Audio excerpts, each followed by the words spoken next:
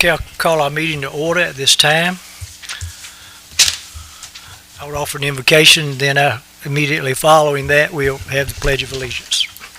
Dear Heavenly Father, we thank you for this day, the many blessings that you have so generously bestowed here upon us. We thank you, God, for your word and knowing that we have confidence that you will always be with us. You will never leave us, even when we leave you. We just ask that you will continue to abide in us. Father, we pray for those who are so much less fortunate than we are, those that may not have the basic needs we take for granted each and every day. We just ask that you would be with this community, help us through the difficult times. Be with us when we are joyous, and be with us when we are sad and downtrodden. We continue to ask these things in your name. Amen.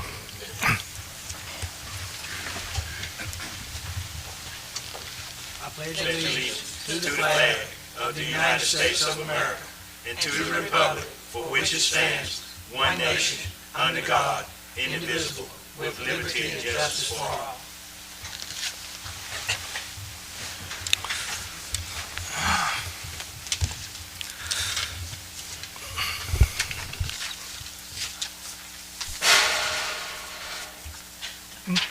Are we ready to go now? The item 3 is the adoption of the business agenda. If you've had an opportunity to review it, we would need a motion to approve it as it is presented, or any changes that may need to be made. Make a motion that the business agenda be accepted. We have a motion by Councilman Bell, and the second was by Councilman Steinbach. Is there any more discussion on the matter? There being none, all in favor signify by saying aye. Aye. Opposed, no. The agenda will be approved as it is presented. Item 4 is special recognition for Captain Baggett. Ask for Chief Wiggins to come forward. Good evening. Good evening. Today we're here to recognize Captain Jeffrey Baggett, now retired, of the Roanoke Rapids Police Department. For his years of service, and today we're here to award him his sidearm and his badge. Come on up, Cap. And this is in accordance with North Carolina General Statute 17F-20, and it says that Captain Baggett retired on November 1st, 2025, after serving the city of Roanoke Rapids for 24 years. He also served in the military for 7. His service is greatly appreciated and will be remembered. Chief Wiggins, we're requesting that the sidearm and badge of Captain Baggett be given to him in accordance with North Carolina General Statute, and as consistent with these types of things, the sum of $1 has been paid to the clerk, and so today we're here to recognize him, and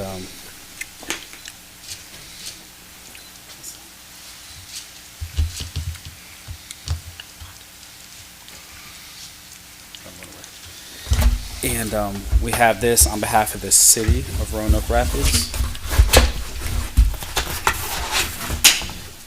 for your years of service and dedication to the community.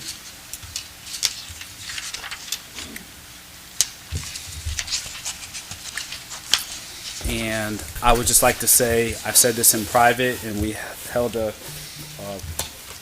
small ceremony for him for the police department. In my time being here, he has provided some wise counsel. He has pulled me by the coattails when he thought that maybe I should reconsider something, and I welcomed it, and it was wise counsel, and I truly appreciate his time serving at the police department and being there for the time that I was there, and I know his time at the city, we're going to miss him. So, thank you, sir. Thank you.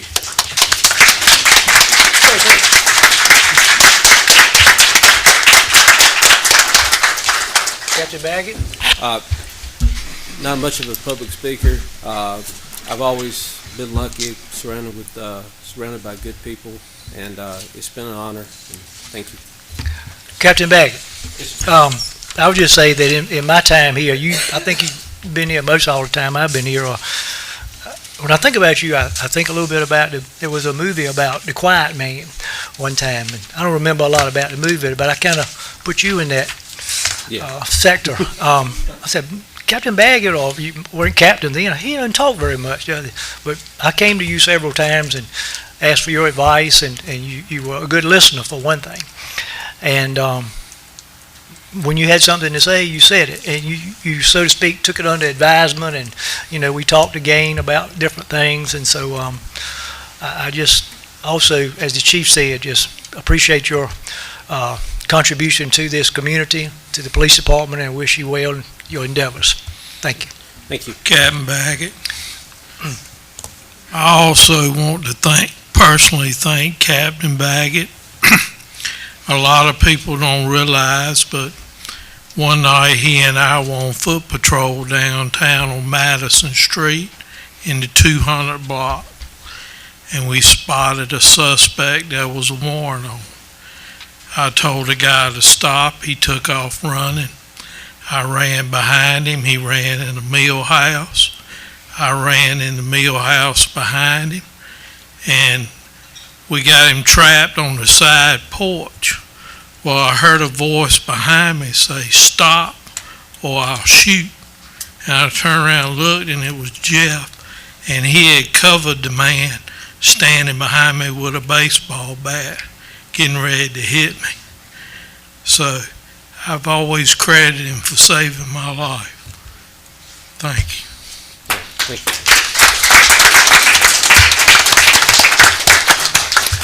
We do need a motion to make this official if someone would have the motion there presented for us. Mayor, I'll make a motion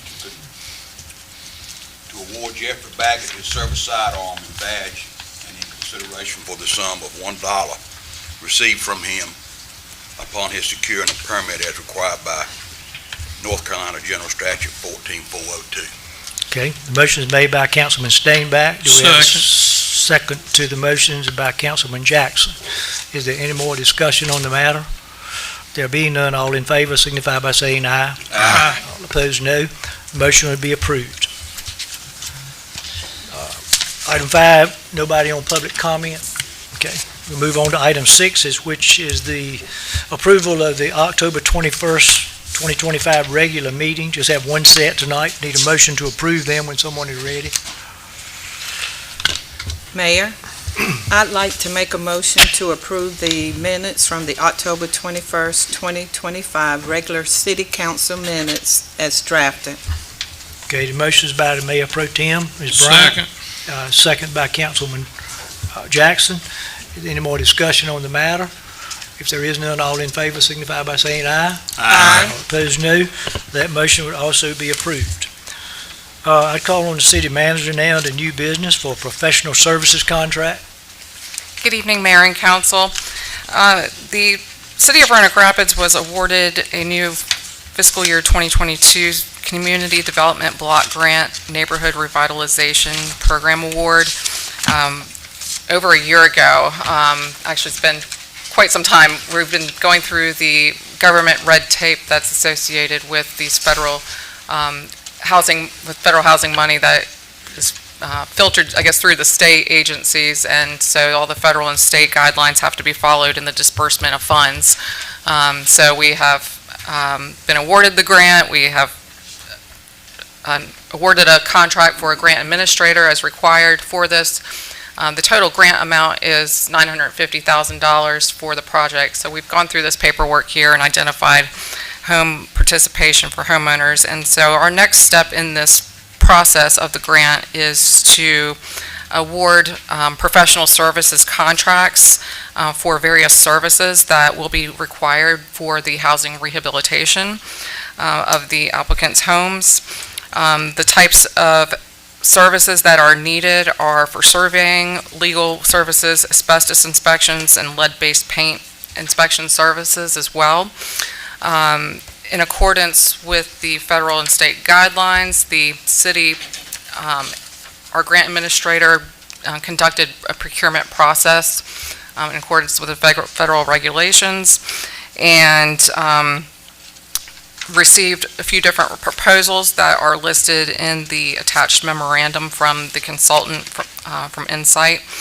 And so the proposal was sent out, or the request for professional services was sent out to individual firms as well as advertised in the papers, the local paper and in other areas as well. So we met all of the compliance requirements that the state will be looking for when they audit our grant. So the requested action for tonight is to authorize the city manager to negotiate and execute the CDBG NR professional services contracts awarded to the most qualified vendors based on their proposal evaluation and scoring that was completed by the consultant in accordance with the grant regulations. These services are all covered under the grant, and there's no city funds involved in this. And so I'd be glad to take any questions that you may have, but subject to your questions, request a motion for direction here. Does anybody have any questions for the manager?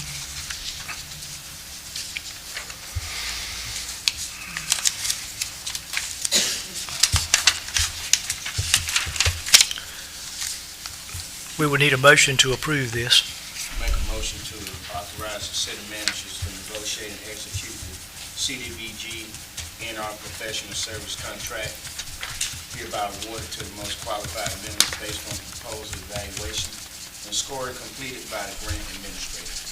Okay, the motion is by Councilman Bell. Do we second to his motion? Second. Second by Ms. Bryant. Any more discussion? All in favor signify by saying aye. Aye. Opposed, no. The motion will be approved. Thank you. Ms. Thomas, appointments to the Main Street Advisory Committee. And while she's on her way up here, the proposed committee sheet is in front of you. All right.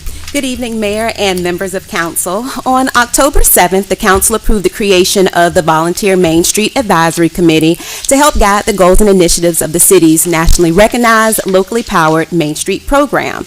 Immediately following that approval, the program opened a call for applications, which remained open through October 28th. We received a total of 19 applications representing a cross-section of the community, and I'd like to take a moment to thank everyone who shared the announcement or the press release, and especially those who took the time to apply. Because of the strong response, not all applicants could be selected at this time. Those not appointed will be kept on file for future consideration or in the event that a member is unable to fulfill their duties. Additionally, the student position remains open until filled. That role is available to a student in grades 9 through 12 with parental permission and provides a meaningful opportunity for a young person to participate in civic leadership and community development. Applications are available at Main Street, RoanokeRapids.com/apply or by emailing athomas@RoanokeRapidsNC.com. As a result of this process, I'm pleased to present a well-qualified and balanced slate of appointees for Council's consideration this evening, where approximately 90% of the recommended appointees live, work, or own a business within the district, and collectively, this group brings experience in small business ownership, mixed-use property development, multi-tenant operations, nonprofit leadership, faith-based service, health, marketing, events, and beautification. Whew. So with that being said, the sheet is in front of you, and should I also read it, or will you all, okay? I respectfully request the council to approve the recommended appointments to the Main Street Advisory Committee. Okay, does anybody have any questions before we call for a motion? Are there term limits? We will discuss that at our first meeting, but they will follow the typical appointment schedule that the city has on file.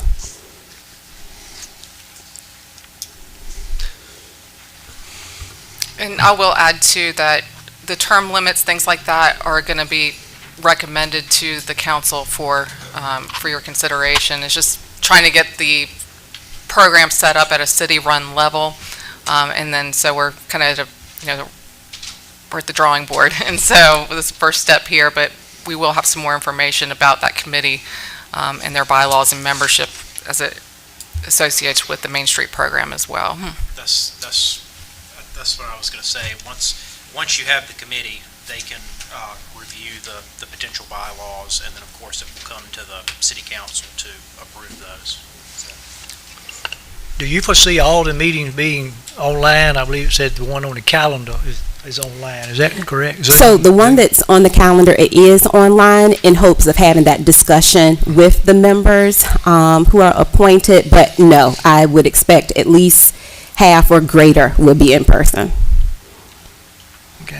I think we're in an environment now where hybrid options are becoming more and more routine, and so I'm sure we could work out some things too. Okay, we need a motion to make this move forward. Mayor, I'd like to make a motion to approve the recommended appointments to the Main Street Advisory Committee. Second. Okay, we have a motion by Councilman Strickland and a second by Councilman Bell. Is there any more discussion on the matter? If there is none, all in favor signify by saying aye. Aye. All opposed, no. That motion will be approved. Thank you, ma'am. Thank you. And the city manager's report, Ms. Traynor?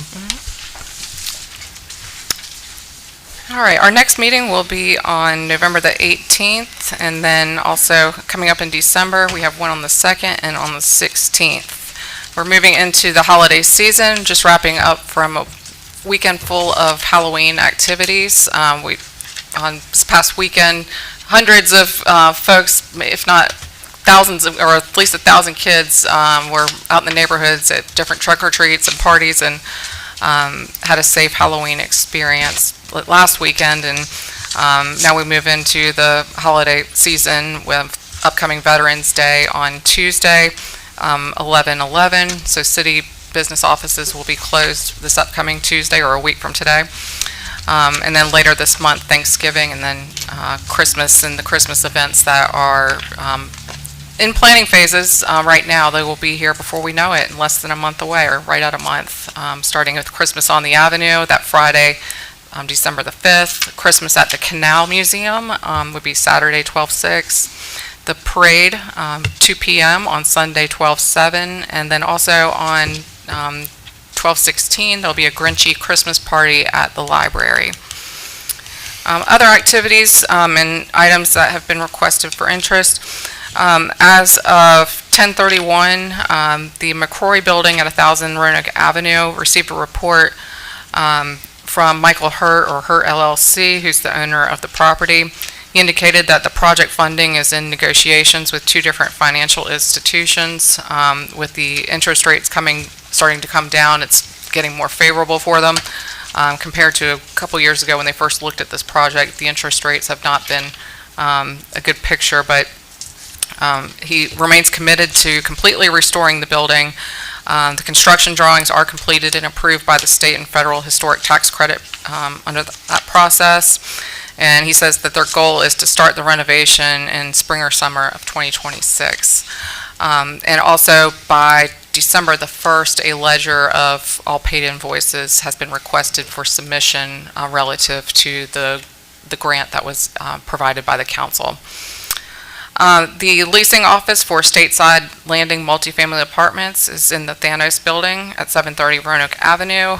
We've probably seen a lot of extra traffic here on the avenue since that has opened up. Tomorrow we'll be completing interviews for a police chief position, so we'll have an announcement sooner than later. I'm sorry, I said police chief, pardon me. Fire chief. I haven't done the fire chief before. First time. So we'll complete those tomorrow. Based on some conversations and interest of the council and various meetings, we have an opportunity, and there's one underway, for a policy research project. A group of students, or actually a whole entire class from the Master of Public Administration program at East Carolina University, they are currently in this semester undergoing a tax rate and debt capacity study for the city of Roanoke Rapids, and they're going to compare us to other communities and other types of things, and probably give us some suggestions and some alternative considerations as well. But through our relationship with ECU, we were able to take a perceived or problem that we may feel like exists and apply some research to it. And so that will be completed in the upcoming months.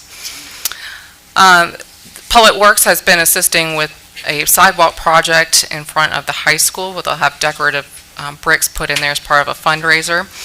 And also, it is loose leaf season officially as of November the 1st. It is fall and the leaves are beautiful and they are coming down quickly, but we just want to also encourage people that if you are going to burn anything, we've had some complaints of smoke and things lately.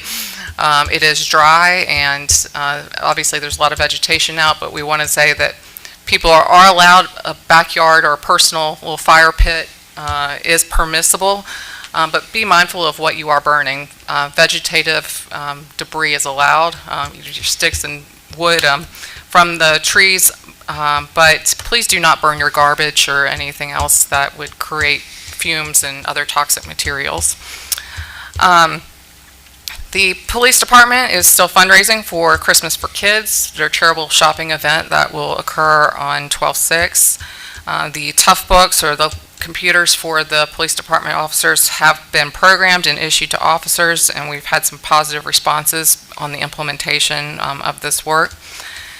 Through Parks and Recreation, I want to talk about the Rec Desk online registration program again, and I keep mentioning this in these, but I just want to highlight the successes of this. For example, our youth basketball registration always traditionally closes on Halloween Day, on October 31st.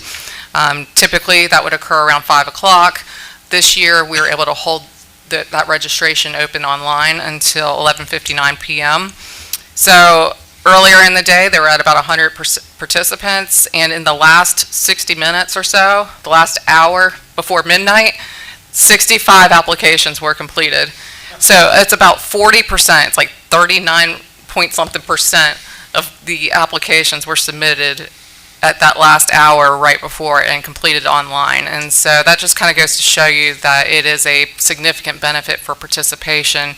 And it also helped with our staff time as well, because typically on the 31st, which is also Halloween, they're getting ready to go outside for trunk or treats, and they're still processing a line of persons with cash and payments and registration forms, and so the efficiency of that is helpful. Now, I will say we do continue to help with processing paper applications and enter those into the Rec Desk for those who may not have been able to complete it online, but we're proud to say that it's showing that having that online access and that convenience helps increase the participation by the youth of our community.